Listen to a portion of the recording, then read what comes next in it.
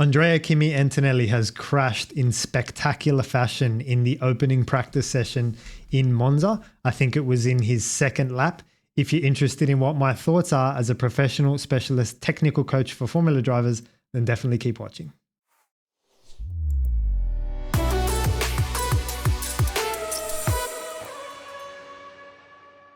For those of you new to my channel, my name is Martin and I started racing when I was 12. In the sim world, I've raced and beaten some of the best drivers in Australia. I worked as a driver and performance engineer in Formula 3 and I developed my own race strategy simulation software for Formula 1. I raced in KZ2 at the highest level and got pole position in my first ever race. I specialize in the open formula category and now have my own course and website where I can share my 20 plus years of driving experience with you, which I'll put a link to in the description below.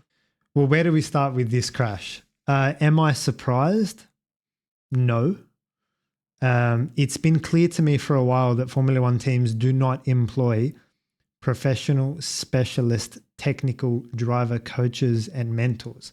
You only have to look at the last race to see that. I came out on YouTube last race and I said Lando was on pole, Max was on second, and Lando should have traded pole position for the inside into turn one, and he wouldn't have lost the lead there into turn one. There are little things like that where I can see that there's not someone like me in these teams. They don't exist. Yeah, there's a performance engineer, a race engineer, a driver engineer, a tire engineer, a strategy engineer, a race engineer. There's all these guys, but there's not that guiding technical coach / mentor for these drivers. It does not exist. And so, you guys know me well. I keep banging that drum saying, there needs to be two, one for each driver, has to be two in the team. And so am I surprised? No. These things happen because that role is not considered, it's not fulfilled, it's not employed, it's not given weighting and purpose. So I'm not sure why motorsport suffers from this massively. I think it's got to do with there being egos, money, media and fame and the massive hype around Formula One that it's like such a pressure cooked environment that like we don't need coaches. Well, you do need coaches, and that's why Kimi was in the wall today. So am I surprised? Certainly not. A lot of people have asked me, what do you think of Kimi? Do you think he'll be good? And I've always said, let's wait and see. Like he's done, so what? He won F3 or whatever, like who cares? Let's wait and see when we get to F1. That will be the true judge of how good he is. So we need to take that approach more often. Let's wait and see. Let's not get into the hype of, this kid's amazing. We don't know. No one knows. Let's wait and see. For now, he should be treated like every other rookie. So am I surprised? No. Did I think he would be good? Let's wait and see. We don't know. Is this Kimi's fault? To an extent, obviously he's driving, but it's a bigger fault to the mature professional adults and managers running the team that they don't bring him in with a specialist technical coach and mentor with him.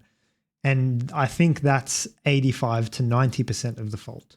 Because if Kimi had that person in his ear, nurturing, guiding that young talent, well, then, the chances of something like this are reduced and minimized.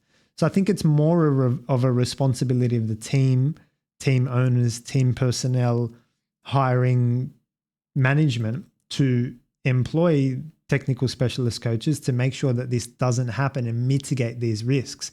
Again, so that Lando kept the lead into turn one in Netherlands, the same sort of thing, right? You need that person to just remind you sometimes of what you need to be doing. Again, because F1's just so it's just too technical sometimes. So whose fault was it? Kimi a little bit, the team mainly. Now, what would I have said to Kimi as a technical specialist coach? Or actually, if we go back one point, what did the team say to Kimi before the session?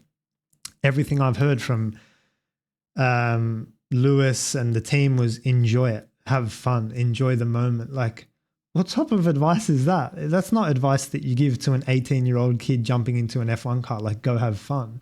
No, you're a professional. You're there to do a job. You're there to perform a role. You want to perform in that role and execute a good job as professionally as possible. To have fun is not part of your role. Like when Lewis goes racing this weekend, I'm 100% certain that Bono doesn't say, go out and have fun, mate. Like that's not what gets said. So it should not be being said to Kimi. What should have been said is, it's FP1, it's dusty, it's windy, the track has been resurfaced, we don't know the conditions, go out and complete a couple of laps, feel the grip a little bit, bring the car back in, we'll make a little change, we'll put the soft tires on, just go out and feel the track and feel the car and feel the conditions. There are no expectations for you to perform a super big lap time. Don't feel the need to push the car. Go out there and go at a pace you're comfortable with. Cool. Happy days. I'm 100% sure if that was said to Kimi, that he would not have crashed, because he would not have felt the need like, I need to perform. This is my only session, blah, blah, blah. There needs to be that nurturing, guiding, mature, professional, mentality placed into someone that's young and talented. So they're my initial thoughts, guys. It's obviously frustrating for me because I'm a technical specialist coach for Formula drivers. I have to watch this beginner, how can I explain this? I have to watch this lack of professionalism in the sport and be told that Formula One teams, we already have everyone we need. Thank you for applying. We don't need you. Well, maybe you want to rethink that. It's obviously frustrating for me because I have that skill set. I can communicate. I'm mature. I'm professional.